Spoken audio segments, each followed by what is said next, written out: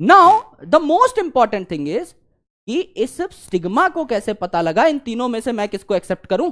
तीनों पॉलन हैं, तीनों के ऊपर एक्साइन है, तीनों का स्ट्रक्चर भी लेट से एक जैसा है, मोर और लेस सिमिलर है। इसको कैसे पता लगा कि मुझे किसको एक्सेप्ट करना है? यहां पर होती है डायलॉग बाजी। जैसे आपने देखा होगा कि कोई मूवी है तो मूवी में हीरो विलन को जाके सीधा भी गोली मार सकता है, सीधे भी उसकी बैंड बजा सकता है, लेकिन नहीं, पहले डायलॉग चलेगा, तुमने मेरी सपना को चुरा कर अच्छा नहीं किया।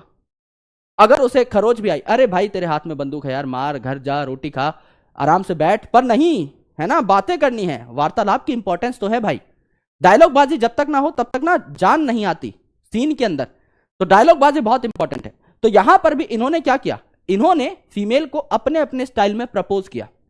जैसे कुछ कुछ बातें कही।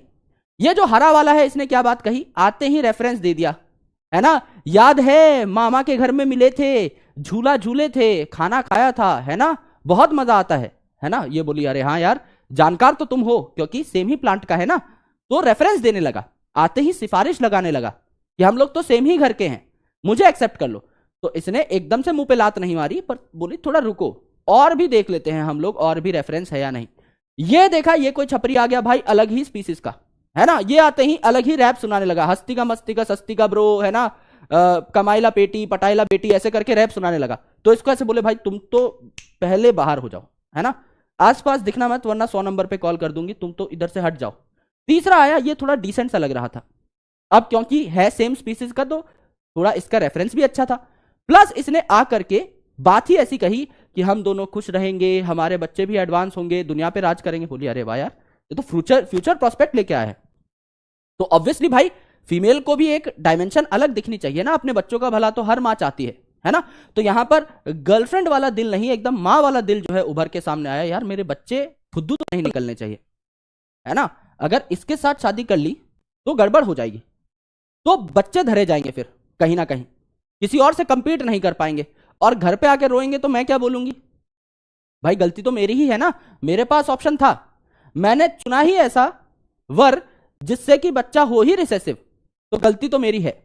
अब मैं बच्चे को भी पूरी जिंदगी कुछ नहीं कह सकती कि तू कुछ क्यों नहीं मचा पा रहा है ना, क्यों नहीं बड़े बड़े पेड़ निकल रहे हैं तुम्हारे सीड को बोने से, अब मैं उसे कुछ नहीं कह सकती।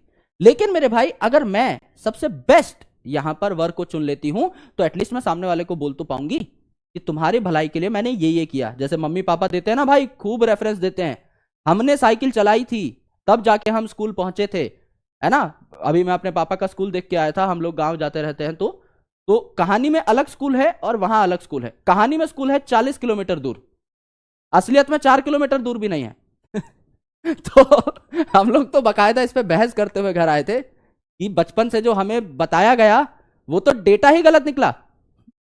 40 किलोमीटर साइकिल, पहले तो वहीं सुन के दिमाग खराब हो जाता था कि भाई थोड़ा ज्यादा हो गया पिताजी, थोड़ा एकदम डिसेंट यार, 10-12 किलोमीटर बोलो, क्योंकि 4-5 किलोमीटर तो हम भी जाते थे, पर 40 ज्यादा हो गया भाई, बहुत ज्यादा हो गया, है ना। फिर देखा, है ना, तो एक दिन जाते जाते बोले, गांव से आ रहे थे तो ये हमारा स्कूल था, इसमें पढ़ते थे।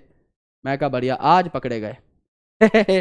आज पकड़े गए, आज इतने सालों का जो महल खड़ा किया था ऐसे चौड़ में कि हम तो नदियां तैर के जाते थे, है ना, मगरमच्छ का मुंह खोल के उसमें बैठते थे, फिर मगरमच्छ छोड़ने जाता था हमको स्कूल में, वो सारी बातें फेक निकली, उस दिन पता लगा। तो सिमिलरली भैया